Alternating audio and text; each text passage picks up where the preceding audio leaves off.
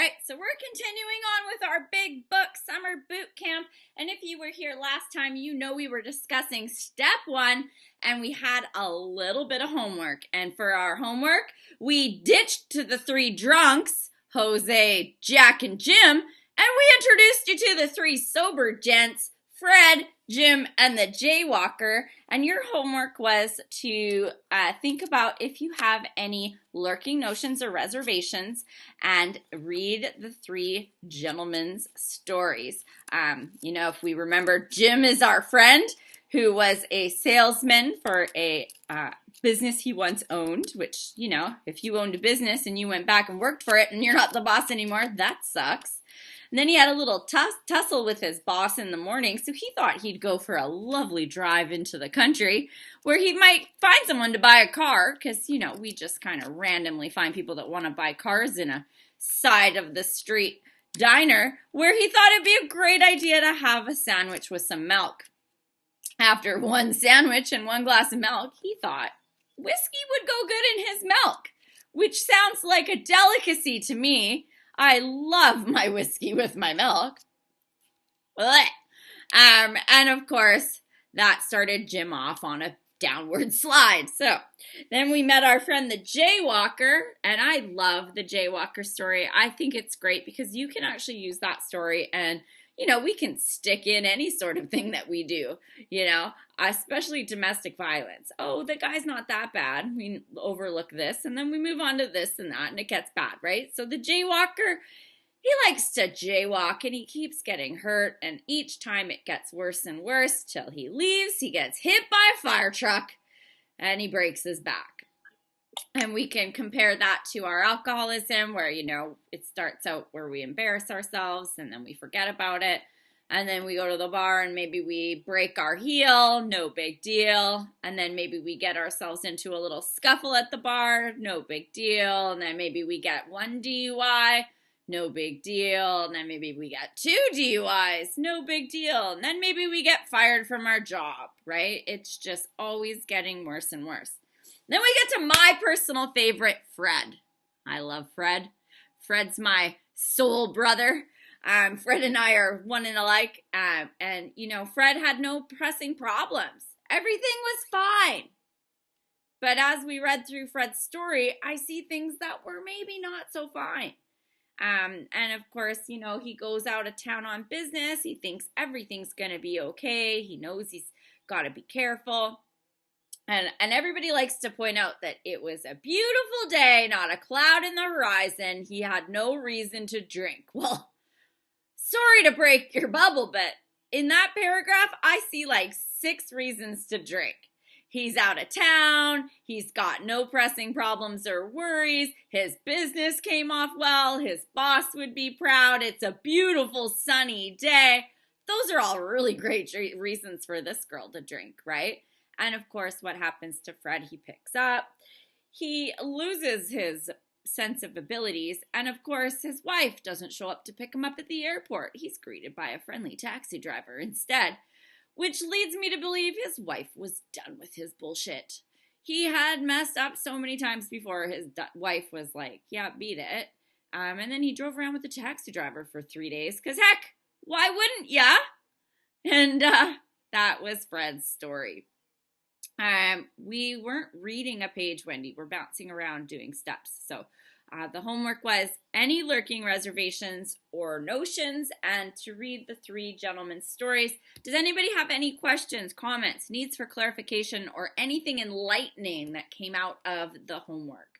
Anybody have any reservations or lurking notions they need to discuss that maybe they aren't an alcoholic? Or maybe if they... I just wanted to say that I realized that after I typed it. I remember you were bopping around there. Sorry about that.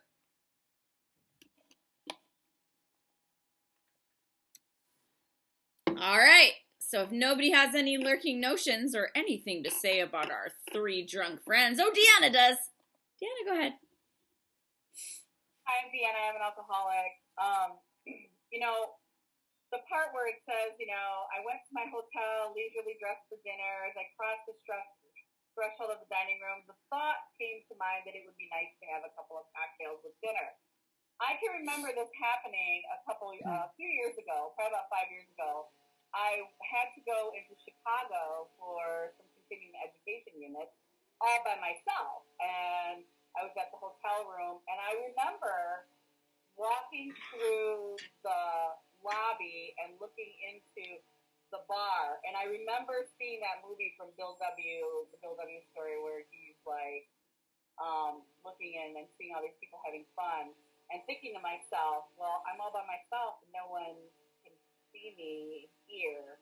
And thinking I could probably drink and nobody would know. And thinking, oh my God, it is so insane. And I went up to my hotel room and I called my sponsor and told her about it immediately. I'm like, what the hell is wrong with me? So that's what it made me think about. Absolutely. Priv? So yeah, my sponsor and I had a wonderful conversation about the lurking notions and reservations this weekend. And I'm going to get really brief because I want to keep going here. But I had a lurking notion. I was sober for 12 years. And prior to that, I'd had a 4-year stint. And prior to that, I'd had a 1-year stint. Prior to that, I'd had a 4-year stint. So out of the last 25 years, I've been sober about 21 of them, just not consecutively. So here's the deal. CBD looked kind of attractive. And I tried that. And then I tested positive for THC, even though it's not supposed to have any. And then once I tested positive in the emergency room because I was having some stomach problems, I thought, well, what the hell? So I bought a bag of weed. I bought another bag of weed. And you can guess where this went. I ended up in another trip to the hospital for PrEP. But that was my lurking notion. Like most of the population can do that, can smoke a joint really dainty and sip on their little drinks and be fine. My husband, I've drank more in a day than I've seen him drink in 13 years. Now, this says, nor any lurking notion that someday I will be immune to alcohol. I will never be immune to alcohol or drugs, any mood or mind altering thing. Now, some people, I'm not going to get into like the antidepressants and those type of things. Some of us do have grave mental and emotional disorders. That's between you and your doctor. I know 133, we take our problems to a psychiatrist, and the big book and the literature are pretty clear on that. That's not something that I think that's kind of outside of the scope of Alcoholics Anonymous, and that's a different conversation. But with alcohol and mind and mood altering chemicals, I can't safely use those.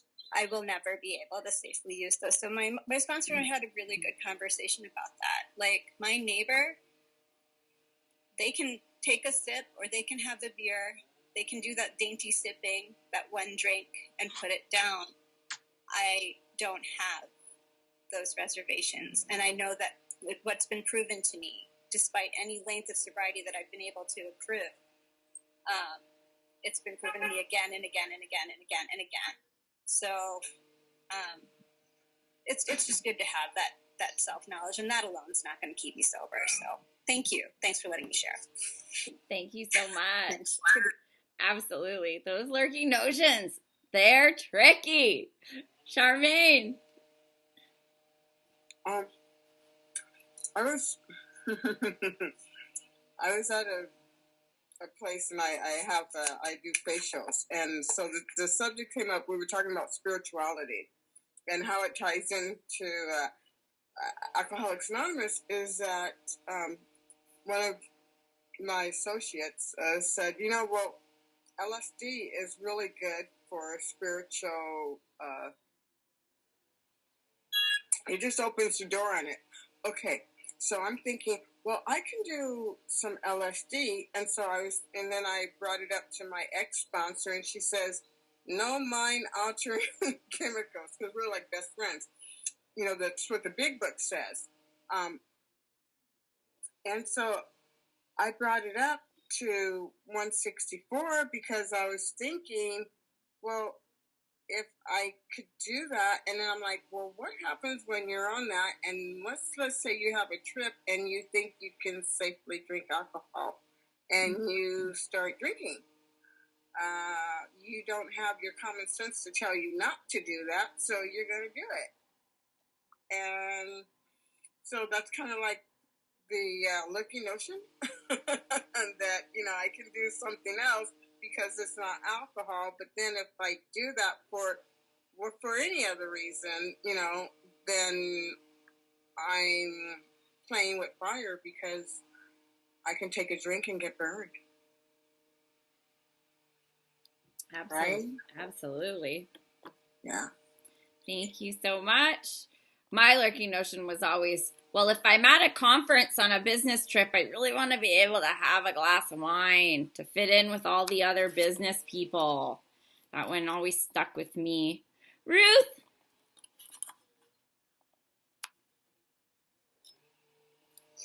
So, hi. I'm not sure that I have a lurking notion. I was trying to keep it in the context of these readings.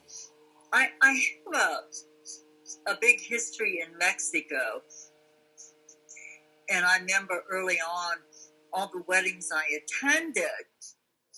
I thought it was really funny and actually pretty good that I did not drink the drinks that they served for free. That open bars were not a big thing.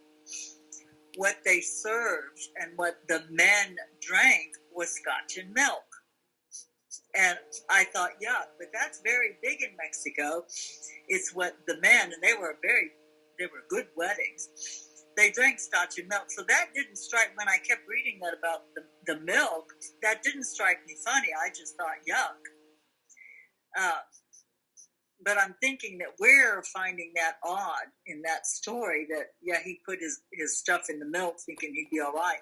But I'm talking weddings since 50 years ago. So looking notions for myself, yeah, I cannot touch, I just can't drink red wine anymore. It didn't hurt me for a long time, but it hurts me now, and I love the word in the book that I do understand now, prodigious. So, yeah, it can't happen. Thank you, Ruth. Jackie?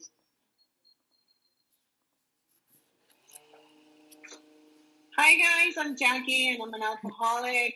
I don't know if it's a lurking notion, but my brain would tell me that okay, so I'm 8 months sober now, and my mind is clear, and those delusional thoughts, my alcoholism and drug addiction came with some horrific paranoia, and I used to always think that someone was upstairs going to come down and kill me, or someone was hiding underneath my bed and going to come out and kill me. I mean, why would I want to do that and scare the hell out of myself, beat the hell out of me? But, my mind, it's like it plays tricks. Like, Jackie, that's not happening. It's going to be different this time because those thoughts are not real.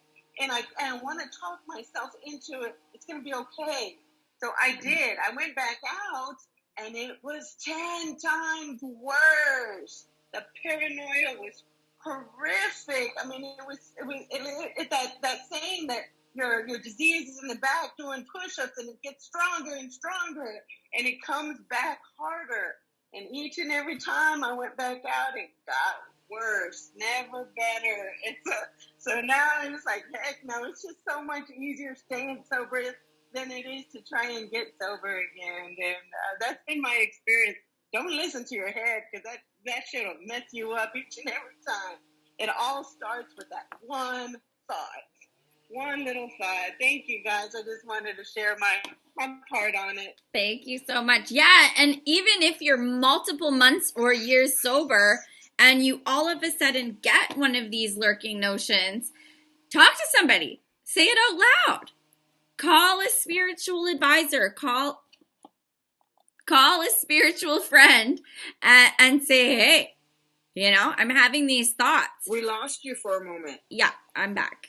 And so it's like, if I have a thought and it's like, well, maybe I could just have a this or a that, or a big one is if someone's having surgery and they're scared of pain pills, right? If that's been a problem for you, talk to somebody. There's people here who've gone through the same thing. So these lurking notions or reservations can come up past step 1. Marla? Hello, how are you? I think some of these, I mean, I've worked through many of them, but ones that when I first got sober were a real problem. And one of them was, I'm not as badass. And then fill in the blank of whoever is around me. And another one is how would I be able to stop drinking forever? I was worried about this my first 24 hours. And it's like, well, then doesn't that mean you should try stopping instead of continuing to drink more? I don't drink as much, and fill in the blank. I only drink this much. What was the other one I was going to say? Not as bad as I only drink this much. It was particularly for women, but I don't know where it is. I'm on page 42. But anyways, I could come up with many of them. The thing that I learned that was very helpful, and I had this underlined a lot, so I think we either did talk about it or we will talk about it, is on page 35, that line where it says, all went well for a while, but he failed to enlarge his spiritual life. And so I think understanding that regardless of what my what do you call it?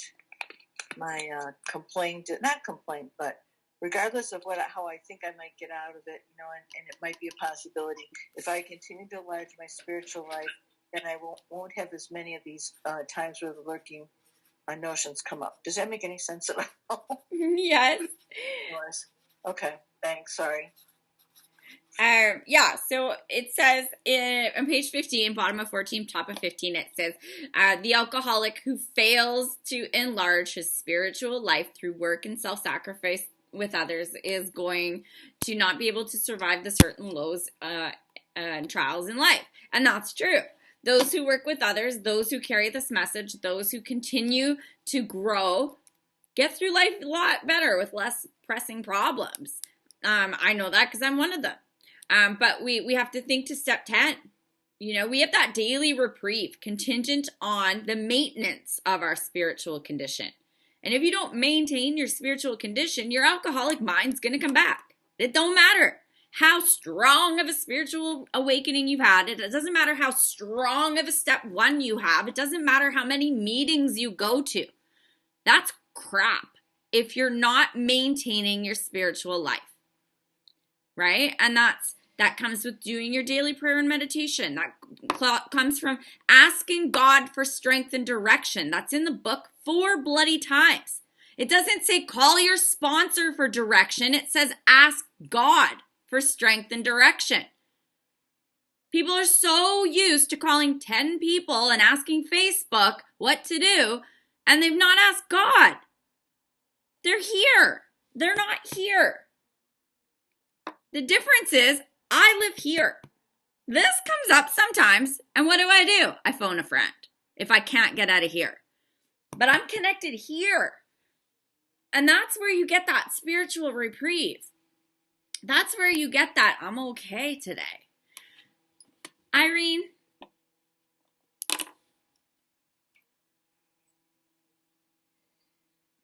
Sorry, mute myself again. Hi, I'm Irene. I'm alcoholic. I think my reservations come in with that attitude of somehow I'm unique, and that's all just pride. And I am early in recovery. Today's day 43, and it's like somehow, some way in my brain, I go to the possibility of, you can drink in the future, and the thought comes in once you get this in check and you stay sober long enough, and it just kind of comes in my brain to think like that, and it's that unique thought, like I'm somehow unique to this. I'm different. I'm whatever that is, but I know it's pride. So I talk to my sponsor, but I confess what I'm feeling, thinking, and keep in meeting, keep listening, and learning what others say, and it really helps me to find someone who I look at that's actually less of a drunk than I was, and they're doing this program. So it's like, okay, all right. So because sometimes I'll look at them and go, no, she really weren't an alcoholic, because I don't think they're as bad as I am. And then I'm looking at me thinking I'm not as bad as that next person or whatever. So I shared something that was really funny. I was like, well, in the Bible, John the Baptist when he was born, he was told he can't have any wine, anything alcoholic. That was one of the things that he was told for his life. He was never going to be able to drink. So I said, well, he didn't have an alcohol problem, but God just told him not to drink. So if I just think like that, so Max, I don't know if you know Max from Jersey, he says, well, I guess you can start eating locusts too, you know. I just thought that was so funny. I'm like, oh, gross. But, you know, if I can find another way other than just thinking I'm an alcoholic, I go, okay, just be like John the Baptist then. He couldn't drink either. Doesn't matter if you're alcoholic. Like, whatever I have to tell myself, you know, to not let my brain go there. Because what's the reason I want to drink anyway? Like, literally, let's get down to it. What is it? And that's the kind of stuff I'm searching out in my own heart. So, but I'm sticking here, I'm staying here, I'm listening, and I'm learning. So that's it. Thank you so much. All right, so let's conclude step 1. So we're going to go to page 44, chapter 4. And all my lotto numbers I get from my favorite page numbers in the big book. 44 is one of them. Maybe it'll win me the 70 million tomorrow night. Maybe not, but here's hoping. I think it's bringing God and AA into my lotto numbers if I pick my numbers from the big book. Oh, man. Okay, so everybody's on page 44. So we're going to start at that first paragraph. And it says, in the preceding chapters, you have learned something about alcoholism. We hope we have made clear the distinction between the alcoholic and the non-alcoholic. So what is that distinction? What have we learned? Well, we have learned that alcoholism is a twofold illness, body and mind. I did that backwards. Body and mind. And so we have the malady of the mind. That's the malady that tells us that we're not different, that maybe it's going to be different this time, that it's not an obsession to drink. There is not such a thing as an obsession to drink. Nowhere in the big book does it say that we have an obsession to drink. It says that we have an obsession that someday, somehow, we will be like other people. But we have to smash that and realize that we are not. There is no obsession to drink. There is the obsession that someday we'll be like other people. And that gets smashed when we talk about the allergy, which is that phenomenon of craving that is exclusive to alcoholics, where once we ingest alcohol of any form, we trigger a set of reactions within us in which we want more. We cannot control how much we drink. That is the disease of alcoholism. I don't have a disease with a built-in forgetter. There is people out there that says I have a built-in forgetter. I don't forget. I convince myself I'm not. I don't forget I'm an alcoholic. I go, well, maybe I'm not really. My disease is cunning, baffling, and powerful. My disease is not forgetful. I know I'm an alcoholic. I just try to convince myself that I am not. So that brings us to step 1. And the thing that I love that clarifies step 1 and makes it very, very simple is this next statement. If, when you honestly want to, you find you cannot quit entirely, or if when drinking you have little control over the amount you take, you are probably alcoholic. If that's the case, you may be suffering from an illness which only a spiritual experience will conquer. So let's do the check mark. If when I honestly want to, I find I cannot quit entirely. Yeah. I have said I'm going to quit a million times and I drink and I can't explain it. I don't know why I pick up. I say I'm never, ever, ever, ever, ever going to do it again and I do. I go to 50 AA meetings and I say I'm just not going to pick up the first drink. That's horse shit. Don't tell people that. If you're an alcoholic, you can't not pick up the first drink. It's impossible. That's the whole premise of the malady of the mind is to tell people, just don't pick up the first drink. Yeah, okay, that's the fucking problem with my disease. Stop saying that. You don't want to pick up the first drink. Get into the big book. Get into the solution. Connect to God. It's the only way. Because what's going to happen is that malady of the mind's going to happen, and you're going to be like Fred. You're going to be walking down the street on a beautiful sunny day, and everything's going to be fucking amazing, and you're going to be like, oh, I think it'd be a good idea to have a beer. And then you're going to be 20 tequilas in, and your life's going to be a mess. So don't say that. So if you want to stop drinking and you can't, check. Probably an alcoholic. Now, what's the second part? If you have little control over the amount you take, okay? Can I go out on Saturday night and just have one glass of wine? If I can just have one glass of wine, am I still happy? Or am I like jonesing for another? Is that a universal word in North America, jonesing? Okay, good. Right? Like if you, like this is mine. So my husband was an alcoholic, right? So we would go out on the boat. I'm a mother and an alcoholic. So when he gets drunk on the boat, I have to control my drinking so that I can safely bring the boat and my children back in. So I'm controlling how much I drink. But am I happy about it? Or am I watching the clock till I get that boat in the garage so I can bust my ass in the backyard and have that glass of wine? That's the difference. A non-alcoholic can say, oh, well, I got to stay sober on the boat because my husband's a drunk. But she's not counting the seconds till that boat's docked and she can drink. I am. I'm like resentful at him because he's drunk and I'm not. I'm counting the minutes till my kids go to bed and I can pick up my drink. That's the difference. I can't control it. There's that urge. I need it. I have one drink and I'm like, goo, I need another one. How can I get it? That's alcoholic. Check. So what does that bring us to? Step 2. So we're still on page 44. All right, so we're going to talk a little bit about atheists and agnostics, but not much. We're mostly going to talk about being powerless and being willing to believe. We're going to actually read the next 3 pages because it actually covers everything we need to know. It's pretty much all there.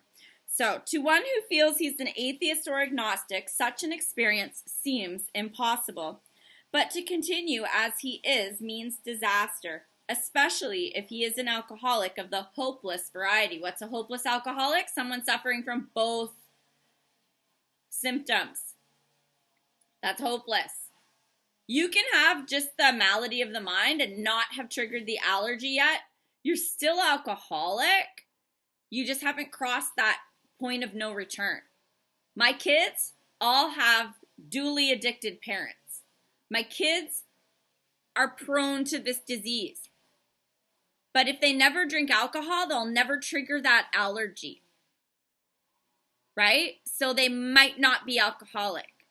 My oldest daughter drinks. She's 23. She works in a bar and a liquor store. I've explained the allergy to her. She does not have that. She's got the mental. Oh, does she got the mental, right? I can see all the symptoms, but she's never triggered that allergy.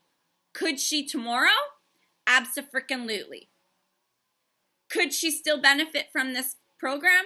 Absolutely. She's got the mental, but she can control how much she drinks. She comes to my house for Christmas dinner and she brings a bottle of wine and she pours herself 1 glass. And she doesn't finish it. But she's got the mental. She could still trigger the allergy at some point. We don't know what triggers it. We don't know when you flip that switch. Some people never do, and they only have an alcoholic mind. They don't have an alcoholic body. They've never triggered that. So you can be at different places. It doesn't mean you're not alcoholic. So get rid of that lurking notion. You can still be an alcoholic and only have one symptom. You can get the second one at any time. We don't know how it happens.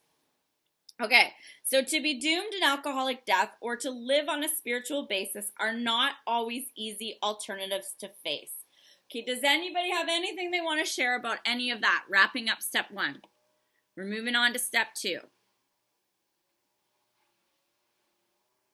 And I apologize if you can hear the gardeners. They come every time I'm doing this study, it seems. All right. Okay, but it isn't so difficult. About half our original fellowship were exactly of that type. At first, some of us tried to avoid the issue, hoping against hope we were not true alcoholics. But after a while, we had to face the fact that we must find a spiritual basis of life or else. Perhaps it is going to be like that with you. But cheer up! Something like half of us thought we were atheists or agnostics. Our experience shows that you need not be discouraged. So if you're here and you're an anti-God person, if I say God and you go, ugh, don't worry, it's okay. I was like that too. We don't need to worry about that for step 2. We don't. We're going to explain why we don't need to worry about that in the next 2 pages. Don't worry about it. It's just a word, right? Just like I say the F word a lot and people don't like it, let it go. If a mere code of morals or a better philosophy of life were sufficient to overcome alcoholism, many of us would have recovered long ago. Who here has a bookshelf of self-help books? Who else listens to podcasts? Who's gone to a therapist? Who's made lists of things they were going to do differently? Who has done those daily affirmations, right? I am this, I am that, I am this. Who reposts that crap on Facebook? Did it help you get sober? Probably not, we're all here, right? Like, we've tried all this stuff. I'm going to listen to Tony Robbins. I'm going to buy the Brené Brown book. I'm going to do this motivational quote. I'm going to try yoga. Yoga's going to help me. I'm going to do all of these things. Anybody got any of these different philosophies or ideas that they want to share that they tried and how it went? I kind of know how it went because you're here, but... All right, motoring on. We found that such codes and philosophies did not save us. No matter how much we tried, we could wish to be moral. I'm not going to sleep with this guy on the first date. We could wish to be philosophically comforted. I'm going to go to church every Sunday. It's going to help me. In fact, we could will these things with all our might, but the needed power wasn't there. Our human resources, marshaled on the will, had failed us. Our human resources, as marshaled by the will, were not sufficient. They failed utterly. Lack of power. That was our dilemma. We had to find a power by which we could live. And it had to be a power greater than ourselves. So here we've got power 4 times. The first 3 powers are lowercase. That's me. That's me trying to exert a power. That's me trying to somehow use my will as a power. But we know it doesn't work. We learned that in the previous paragraph. How do we have to find this power greater than ourselves with a capital P, which is referring to a thing or person? So a lot of us think of that power with capital P as God, the person. But here we can also use it as a thing, right? Capital P. Person, place, or thing. So this thing can just be a power. It doesn't have to be a person power. Deanna?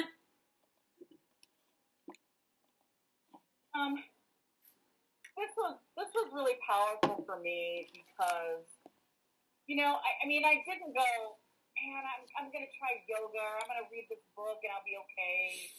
I just I didn't realize that the AA had to be first, that the God had to be first, that my sobriety had to be first. And I kept trying to do all these other little things because, I got into this fellowship and, I see how it's helping everybody, but I really kind of don't really want to do it the way the steps are. I kind of really want to do it my way. And I didn't really come out and say that out loud, but up here, I was somehow still thinking I was special. There was really a lot of ego shit going on. So once I realized that lack of power was my dilemma and that I didn't really have the big P they're talking about here, once I developed that, the other stuff were wonderful additives to my recovery. And I think that's the part that I really didn't understand. Reading a self-help book is not bad. Doing yoga is not bad. Going on a wonderful hike in the forest is awesome. But if I'm not sober and not working this program, none of those things are going to keep me sober. And I think that's the part that I really didn't get for a very long time, if that makes sense. Absolutely. And here's the thing. We hear a lot of my way around AA. And this isn't me doing anything, right? This is just me making a decision and doing what's been told to do. I don't gotta figure anything out. All I need to do is decide if I'm an alcoholic and decide if I want to try this method. That's it. I don't have to figure anything else out. And then if I try this method as it's laid out without adding my personal flair, because I'm so good, I get to see what happens. But what happens is a lot of people do exactly what Deanna just said, and they like to add their personal flair, and they are working their recovery or they're working their program. What the fuck are you talking about? You're working your program. This isn't your program. This is the program of Alcoholics Anonymous. If you're working your program, you're not doing AA. And they're like, oh, I tried AA, it didn't work. Oh yeah? Did you actually do the do? Well, they didn't do it. Because I'm telling you right now, everybody that I've ever met that has done this and did it and applied it and practiced it, they're still sober. And they're living amazing lives. But I know people that have just done a set of steps. They don't maintain it. They're sober. I sure as fuck don't want their lives. Like, I did a 16K hike yesterday. I leave for Greece in 45 days. My bills are all paid. My lights aren't getting turned off. My life is amazing. And I went to the mall with my adult money that's in my savings account, and I was able to spend money and buy whatever I wanted because I had it. And then I came home and I told the guy, I don't really think you're what I want. And I didn't lose any sleep over it because I don't give a fuck. Life is amazing. I'm not spinning my wheels in the mud. I'm not seeking validation. I'm not miserable. I literally float through my day going, this is great. Really wonder how these people are doing. I should check up on her. I haven't heard from her in a while. Girl messages me yesterday. Hey, girl, I came back. I'm like, yes. First person she messages. I came back. I'm like, thank God. She's like, I see you're living the best life. I'm like, I am. Come on, let's go. That's what I want. That's what I want you to want. That's what I got from doing this. But I do this. I stopped adding my personal flair, right? I actually went, okay, I'm making a decision to do this program, right? And that's what we're talking about here is we're leading up to that decision. Katie? Hi, I'm Katie. I'm an alcoholic. I guess I just wanted to say too that while the things that we were mentioning were great, as a great additive to the program, but I think also like in terms of yoga and meditation and potentially reading books, but journaling and things like that, I feel like or going for a hike, that some of these are, or even attending a meeting, are like really important ways that different people connect with their higher power, and that is the way that they do it through it. So I think kind of necessarily distinguishing the two isn't always like a black and white line, at least for me, like in terms of like being able to connect with my higher power via these other tools that I also have in my toolbox. Absolutely. But from personal experience as well, like I tried to do yoga before I got spiritually fit, and the shit going through my mind was nothing to do with connecting to God, right? It was like trying to be quiet and still in yoga with a mind that was still alcoholic and was thinking about everything else that I had going on. So there's a different, like, recovery isn't going to meetings, going to yoga, going to hiking. But once you've got a base, I love it. Like, I stand in nature yesterday with Andrea, and I'm like, wow.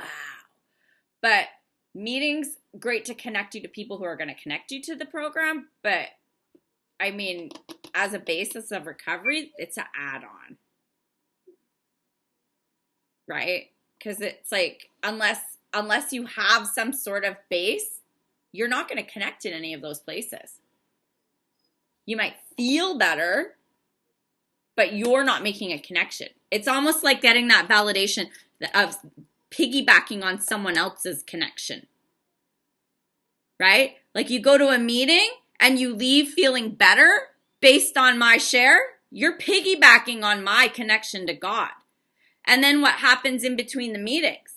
Your mundane life takes over and your thoughts take over. So you need a meeting again to get that boost. So it's kind of like okay, so we're going to think about, I love my analogies and this one just came up. It's like the sugar crash, right? If I eat a cookie, I get a boost of energy. And then I'm going to go and I like start to feel low again. So what do? I need to suck on a candy to get that sugar boost again. And so you're going on the highs and lows, but you're piggybacking on something else. The sugar is what's giving you the energy. The meeting's what's giving you that feeling of connection, but it's piggybacking on somebody else's, if that makes any sense to anybody. Charmaine.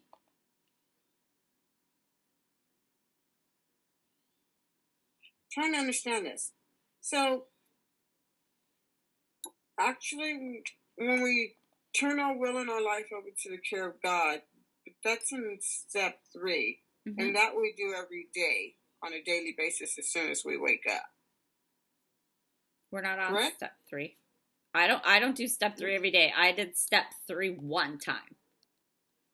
We made a decision to turn our will and our life over to the care and attention. You make a decision. You got to make a decision every day.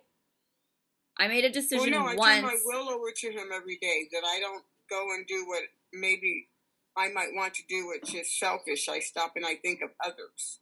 Mm-hmm. Is what I mean by that. Okay. That makes sense. Does that make sense? I hear it in meetings all the time that people need to do step 3 every day, but it doesn't make sense to me. I made a decision. Step 1, 2, and 3 are meant to be done and rocket you into living the program 4 through 12. If you're constantly needing to make a decision, you haven't done 4 through 12. Because then once you get to 10, 11, and 12, you should be living that every day. Right, but you have to do the step.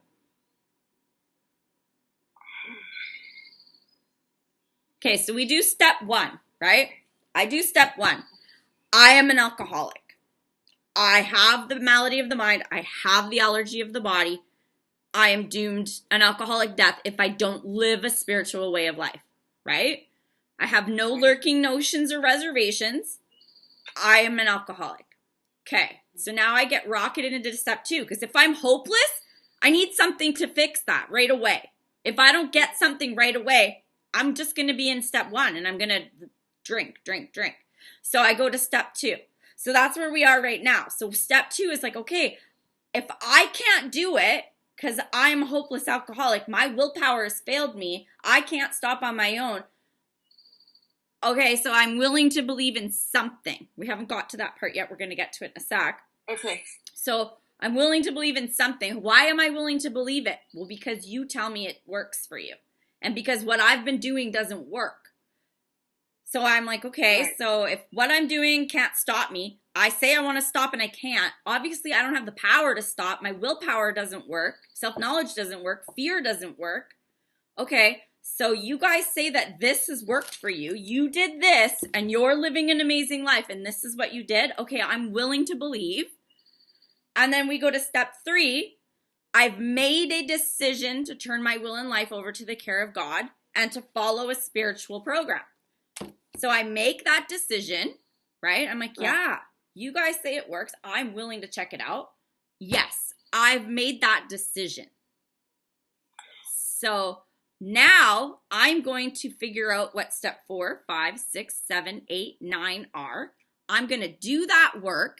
Now I'm going to learn what 10, 11, and 12 are, and I'm going to live there. If I do that, I don't need to make that decision every day.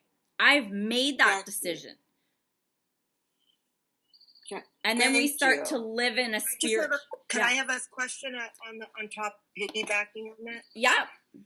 Okay. I know they say that the only step we have to do absolutely perfectly is step 1.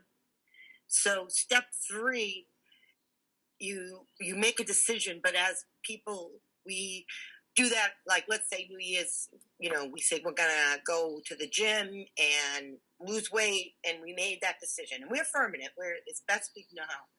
And we start the first couple weeks, and then we start getting the notion, I don't feel like going today. So the next morning that we don't want to go, we decide again, okay, I made this commitment, I'm going to go again today, even though I don't want to. Isn't it similar to that when she's saying sometimes she has to make that decision again and again and again? It's kind of like you're motivated, you want to do it, but you don't do it perfectly. That's my question. You step 1, 2, and 3 are not really action steps, they're decision steps. So, like, nowhere in the book does it say the only one you have to get 100% is step 1. The book doesn't say that. That's people that say that. It's people that say you have to turn your will over every day. The book says, I make a decision. So what does the book say? The book says, step 1, figure out if you're an alcoholic. These are the symptoms. Okay, great. Now, are you willing to believe in something? Anything. Anything's good enough to make your beginning? Yeah, I am. Step 3, okay, do you want to make a decision to turn your will and life over to the care of God as you understand Him and follow these principles and learn them and perfect them for the rest of your life? Yeah, I'm willing. Good. Where you live is 4 through 12. 1, 2, 3 is done. Welcome to the fellowship. Welcome to the program. Do the work and live it. If you stop doing everything in 10, 11, and 12 and you don't clear up the wreckage of your past, you are going to still have an alcoholic mind and you're going to go backwards. And then you might need to do this again. Right? But that's maintenance is in 10, 11, and 12. So if I start resting on my laurels, like my workout, if I decide today I'm going to eat McDonald's, and then I decide tomorrow I'm going to eat some cookies, then Wednesday I might wake up and I'm like, oh, wow, I feel like sluggish and I feel crappy. So I might call my accountability buddy, my trainer, and say, you know what, I ate like crap Monday and Tuesday, but I'm going to get back on the bandwagon today. I just wanted to be honest about where I'm at.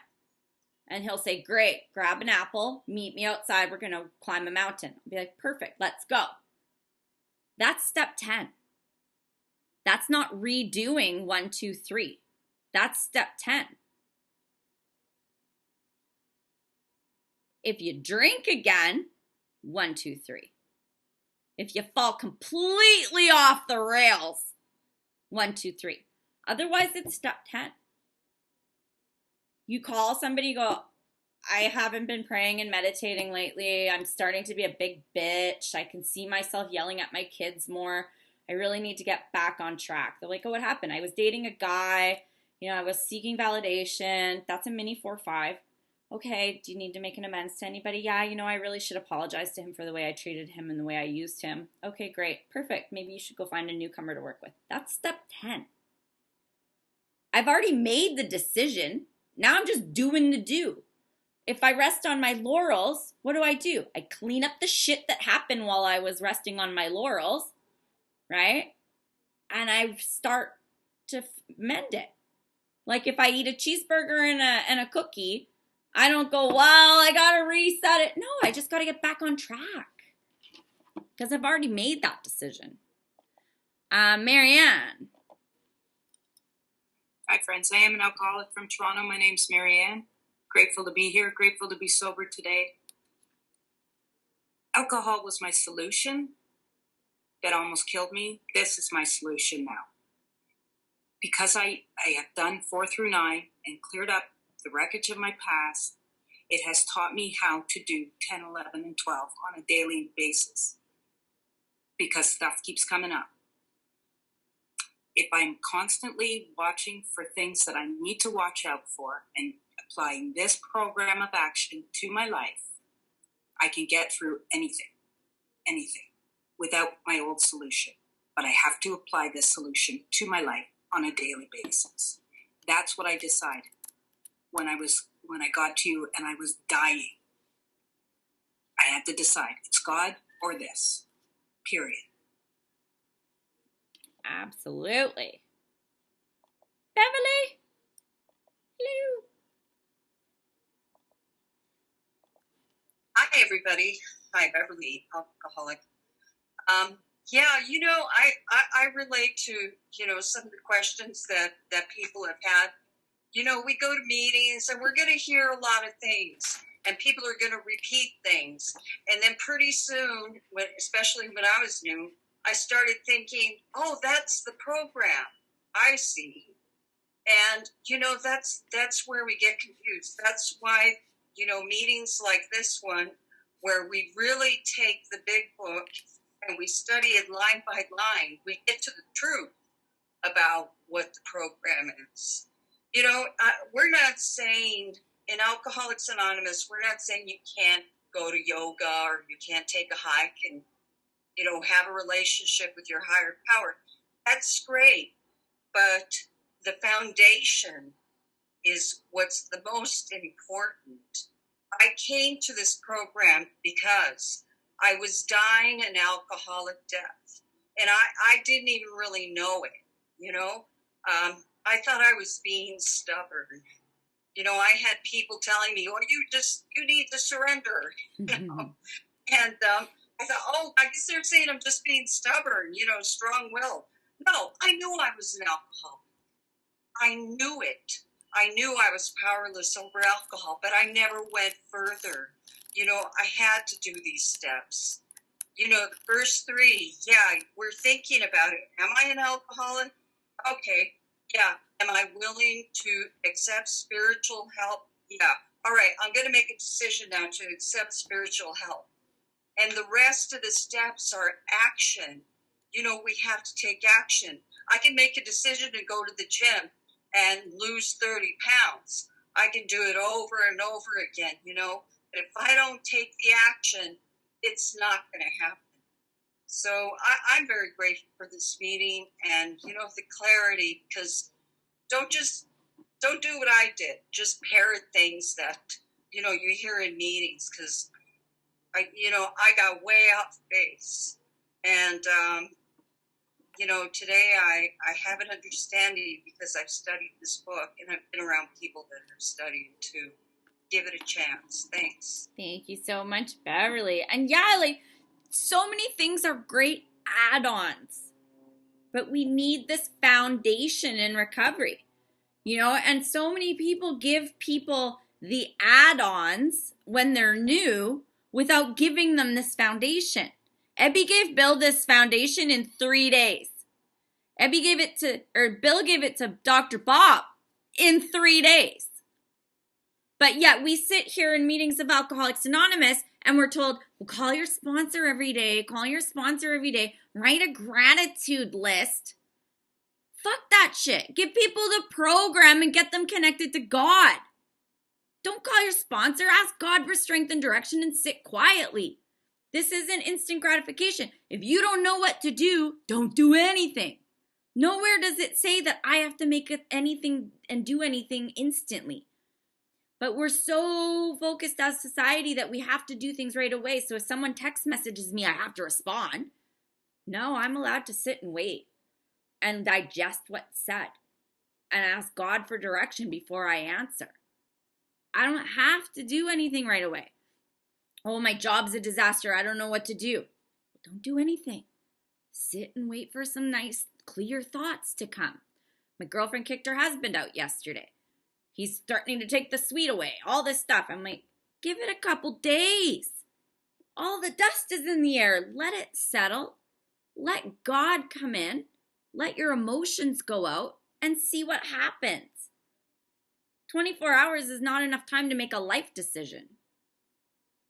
Right? Like, look at all these marriage proposals you see on Instagram and TikTok, right? Somebody asks me to marry them, I need a minute. I gotta ask some people. I gotta think, right? But we're so programmed. And like, I'll be like, I gotta ask God, let me get back to you. Right? Like, whoa, you can't make these decisions like that. It's too much. Charmaine. So what I'm gathering is step 1, 2, and 3 are to find out where we're at. And once we find out where we're at, then we sort of say we start walking, we start living in the action. Yeah. Step 4 through 12. Absolutely. Yeah. Am I an alcoholic? Yes or no? Yes. Okay, if I'm alcoholic, I'm fucked if I don't apply a new solution. Yeah, are you willing to try this one? Because we say it works. Yup. Okay, do you want to do it? Yeah, I do. Let's go.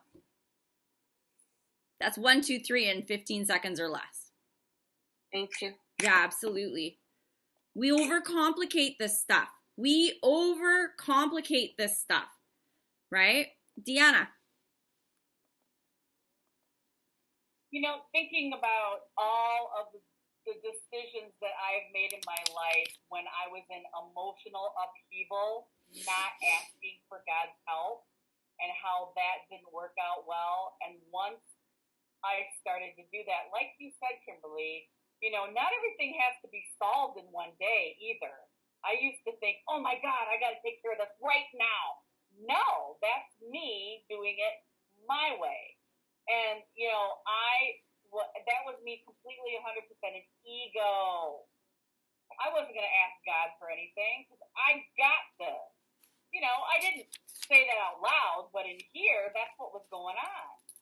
And once I started to do that, once I calmed down, and even if my insides were feeling that emotional upheaval, I could ask for guidance and direction and sit in the quiet and wait for an answer of some kind. And sometimes it came intuitively. Sometimes it came from another person. Sometimes it came from something I happened to hear at a meeting. It comes from different spots, not necessarily having to be solved today. Yeah, absolutely. I'll tell you a funny story. So I had this girlfriend, and we were friends, and we were really close. I was a bridesmaid in her wedding. She had a baby. She had postpartum. Things went sideways, right? So she had some stuff going on. She walked away from the friendship. She ended up gossiping. There was all kinds of stuff. And I just said, I don't need toxicity in my life. And I walked away. She called, made an amends, and thought that the friendship would just resume as was. I need time to process and grow and to gain that trust again. And in that process, something triggered her. She got a resentment against me again, or jealousy or whatever. And she blocked me on everything and walked out of my life again. A couple weeks ago, her wedding anniversary came up. So she saw all the pictures of me as her bridesmaid and whatever happened. So she reached out by text and said, hey, I miss you. I'd like to have an uncomfortable conversation and maybe rekindle our friendship. I needed a day to process based on what had happened, and I didn't respond right away. She sent me a Facebook request as a friend. She sent me an email, and I said, whoa, You didn't even let me have a minute to process the text message. So I didn't reply to anything, nothing. I deleted the email. I didn't even read it. I deleted the text and I said, that's too much. Very invasive. So I let myself process and I thought, you know what? Intuitive thought came and I accepted her friend request on Facebook. For me, that's the baby step to letting her back in. Let her back in on Facebook. She can see where I'm at and I can see where she's at if she gets jealous or resentful again based on my success. Because that's been the problem in the past, is she's seen me being successful and she got jealous and resentful and gets mad at me, right? So I'm like, okay, that's my baby step. I'm not ready to text her. I'm not ready to email her. I'm not ready to that. But I'm going to let you in on Facebook and see how you react. And if you're okay with where I'm at, then we'll see what happens next. I don't have to respond. But I could see where she's at already based on her immediate need for gratification and to get a response from me. She needed to get it. Like, she needed that verbal diarrhea in her email. I'm like, I can't. No. I need to baby steps here, right? So we are allowed to pause. With that, we're going to pause on step 2. We're going to continue step 2 next time, where we're going to see if we're willing to believe in something because we're powerless, but we got hope. Because there's lots of us here that say we've found a power and it works for us. So don't run away hopeless. You're not allowed to quit. You got to come back. And we will open the mics and say the Serenity Prayer. And it goes like this. Who makes this all possible? God. Grant me the serenity to accept the things I cannot change, courage to change the things I can, and wisdom to know the difference.